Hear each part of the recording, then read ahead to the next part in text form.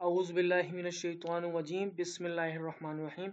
अस्सलाम वालेकुम students and welcome to my channel. तो ये आ गई हमारी MTH 302 की असाइनमेंट 1 फॉल 2023 की। जो इसके सेक्शन इंचार्ज है वो है ज़किया रहमत। उसके बाद ये आपकी जो असाइनमेंट है इसकी ड्यू डेट क्या है, मतलब लास्ट डेट सबमिट किया है वो ज़रूर चेकआउट कर लीजिएगा और इसे टाइम पे सबमिट करवा लीजिएगा। उसके बाद जो इसकी कुछ इंस्ट्रक्शन दी होंगी उन्हें भी ज़रूर एक बार रीड आउट कर लीजिएगा और उन पर अमल कीजिएगा और उसके मुताबिक अपनी असाइनमेंट को बनाइएगा। क्योंकि अगर आप असाइनमेंट करेक्ट भी बनाते हैं, इंस्ट्रक्शन के मुताबिक नहीं बनाते हैं तो आपके मार्क्स डिडक्ट कर लिए जाते हैं। तो काइंडली इसको अपने इंस्ट्रक्शन के मुताबिक बनाइएगा। उसके बाद सिंपली चलते हैं अपनी असाइनमेंट की तरफ। उससे पहले एक रिक्वेस्ट करूँगा, काइंडली वीडियो को एंड तक देखिएगा और अपने कॉन्सेप्ट क्लियर कीजिएगा। क्योंकि आपके कॉन्सेप्ट क्लियर होंगे तो आप खुद से भी फिर इस सवाल को कर पाएंगे। कॉपी पेस्ट करने से कुछ भी नहीं होता है। तो काइंडली वीडियो को अंत तक देखिएगा और अपने कॉन्सेप्ट क्लियर कीजिएगा। क्योंकि मुझे पता है बहुत से स्टूडेंट कॉन्सेप्ट क्लियर नहीं करते हैं, वो ऐसी बातें स्क्रॉल डाउन करते हैं, आंसर लिया कॉपी पेस्ट कर लिया। लेकिन मुझे पता है बहुत से लोग समझने वाले भी हैं, उनके लिए मैं बना रहा हूँ। वरना मैं क्या करता हूँ, मैं देख स्क्रीन रीडर चला के यहाँ पर पूरी एक ऐसे ही स्क्रॉल डाउन करके आपको आंसर दिखा दूंगा, आप कॉपी पेस्ट करते रहें, वीडियो हो गई। लेकिन मेरा मकसद है आपको समझाना ताकि आप इससे कुछ सीखें, आपके कॉन्सेप्ट क्लियर हो। तो इसलिए जिनको समझना है वो समझ लीजिए। तो अच्छा, टोटल मार्क्स आपके 10 मार्क्स का ही आपका सवाल है। पहला क्वेश्चन क्या है इसे समझ लेते हैं। इसमें हमसे क्या पूछा गया है, कह रहे हैं a barbecue grill is listed for 5,998 rupees if there is a series discount of 10%, 5% and 2%, then what is the net price, what is the total amount of discount, what is single equivalent discount। कह रहे एक barbecue grill है, इसकी जो price उन्हें list की है वो है 5,998। कह रहे उस पर आपका जो सीरीज का डिस्काउंट चल रहा है वो है 10%, 5% और 2% पे। ठीक है, तो आपने सिंपली इसकी क्या फाइंड है, नेट प्राइस के फाइंड करनी है और फिर आपने total amount of discount find करनी है, फिर सिंगल इक्विवेलेंट डिस्काउंट फाइंड करना है। तो सिंपली अपने सोल्यूशन की तरफ चलते हैं। यह गया हमारा सोल्यूशन।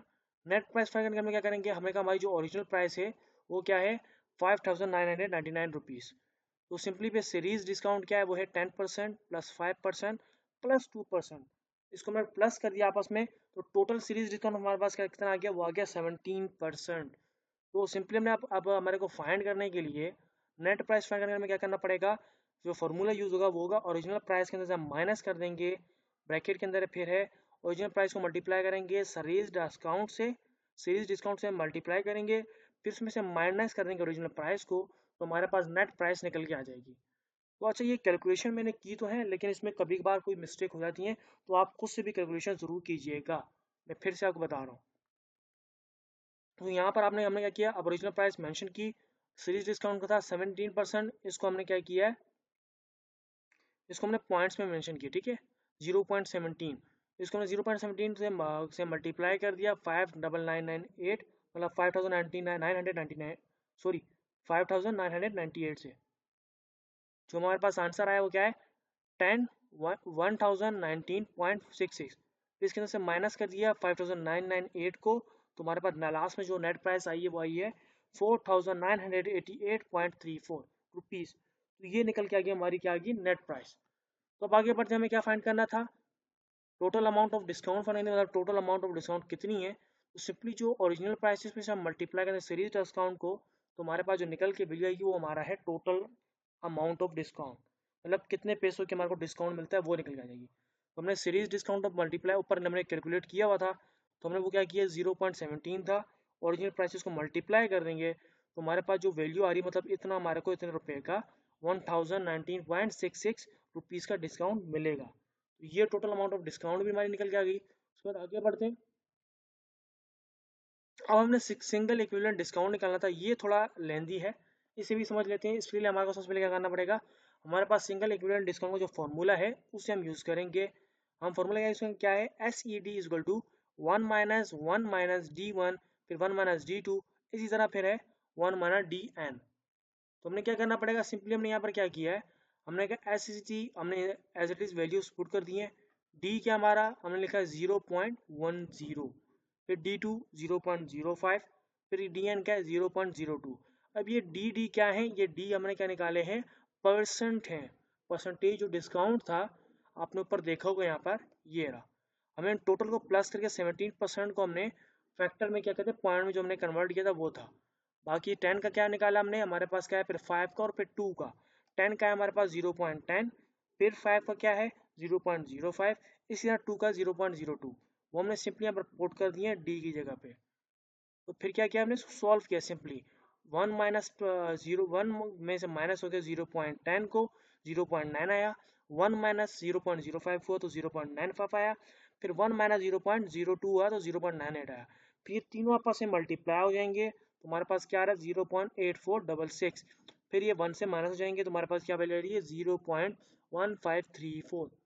ये हमारे पास वैल्यू आ रही है। अब हमने क्या करना है, अभी यहाँ पर ख़त्म नहीं हुआ है, अब इसको हमने क्या करना है सिंगल इक्विवेलेंट मतलब कन्वर्ट करना है इसको सिंगल इक्विवेलेंट डिस्काउंट में, परसेंटेज में। इसको अब हमने वैल्यूज को परसेंटेज में कन्वर्ट करना है तो क्या करेंगे, इसको हमने क्या कहते हैं पॉइंट में निकालने का कहते हैं डिवाइड करते हैं, तो हम इसमें कन्वर्ट करने में दोबारा से परसेंट में मल्टीप्लाई कर देंगे 100 से, तो हमारे पास ये परसेंटेज में वैल्यू आ जाएगी 15.34%। तो क्या है सो द सिंगल इक्विवेलेंट जो हमारा डिस्काउंट है वो है 15.34%। तो ये भी हमारा आंसर निकल के आ गया है। तो ये तीनों पॉइंट्स हमने कर दिए, हमारा क्वेश्चन नंबर यहाँ पर कंप्लीट हो गया है। आगे बढ़ते क्वेश्चन नंबर 2 देख लेते हैं।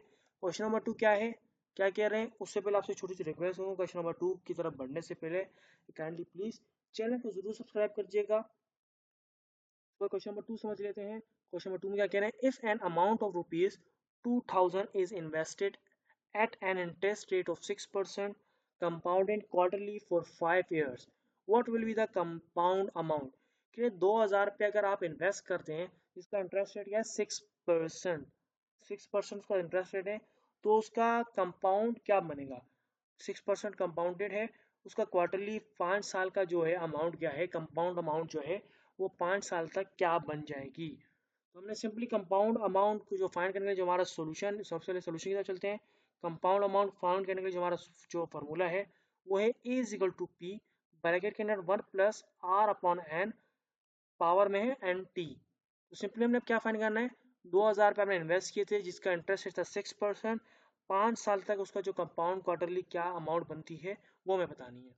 तो सिंपली हमने बता दिया कि यहाँ पे जो फॉर्मूला है वो ये हमारा A is equal to P bracket के अंदर 1 plus R upon N power N T. तो हमने यहाँ पर मेंशन करके आपको बता दिया कि ए क्या है, वो फ्यूचर वैल्यू है, इन्वेस्टमेंट है जो आपने किया है, इन्वेस्ट किया है या इंटरेस्ट है वो है ए, वो कहलाती है।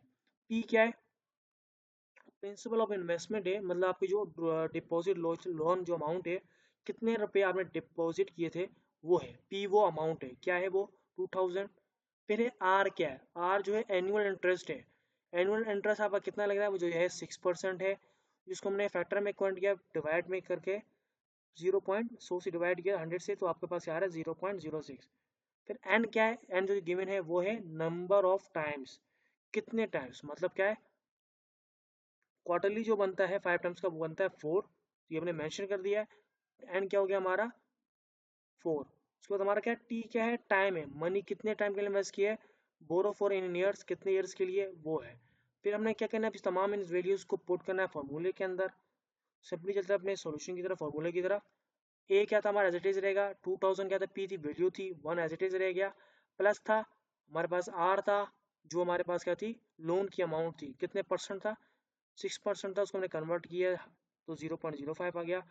4 क्या हो गया हमारा, सॉरी मैं ऊपर देख लेता हूँ 4 क्या था, ये रहा 4 क्या था, एन था हमारे नंबर ऑफ इंटरेस्ट, कितने नंबर ऑफ इंटरेस्ट था 4 था। फिर इसके बाद एन हमारा एन वहाँ पर आ गया, टी क्या था टाइम्स कितना 5 ईयर्स था, 5 एज इट इज लिख दिया। सिंपली इसको हमने फिर सॉल्व किया है।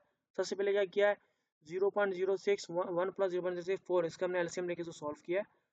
0.06 का डिवाइड कर दिया 4 से, 1 प्लस 0.015 इसको, और यहाँ पर पावर थी 4 मल्टीप्लाई 5 4 जी, वो 20 हो गई। फिर 0.015 को प्लस किया 1, 1.3498 इसको पावर 20 से इसको सॉल्व किया है। 0.015 के पहले हमने पावर सॉल्व की, पावर जो है इन सब के ऊपर है, 1 प्लस करने के बाद हमने पावर इस्तेमाल की है, उसके बाद इसको मल्टीप्लाई कर देंगे 2000 से, एज इट इज नीचे आए जो आ रहा है कब से, तो क्या आ रहा है 2699.72। ये हमारी कंपाउंड अमाउंट होगी, ये जो है 2699.72। नीचे हमने मेंशन कर दिया है जो हमारी कंपाउंड अमाउंट है 5 साल की वो है अप्रोक्सीमेटली जो है 2699.72। तो उम्मीद करता हूँ यहाँ तक आपकी स्टूडेंट से हेल्प हुई होगी, आपके कॉन्सेप्ट क्लियर हो गए किस तरीके से आपकी जो है असाइनमेंट सॉल्व हुई है, सवाल में आपसे क्या पूछा गया था। तो काइंडली प्लीज़ इस वीडियो को लाइक जरूर कर दीजिएगा, चैनल को सब्सक्राइब कीजिएगा और इस वीडियो को अपने दोस्तों से शेयर कीजिएगा ताकि इनकी भी हेल्प हो जाए। तो टिल देन इंशाल्लाह बहुत जल्द किसी एक नई वीडियो में आपकी हेल्प करते हुए, तब तक के लिए अल्लाह हाफिज़ एंड थैंक्स फॉर वॉचिंग।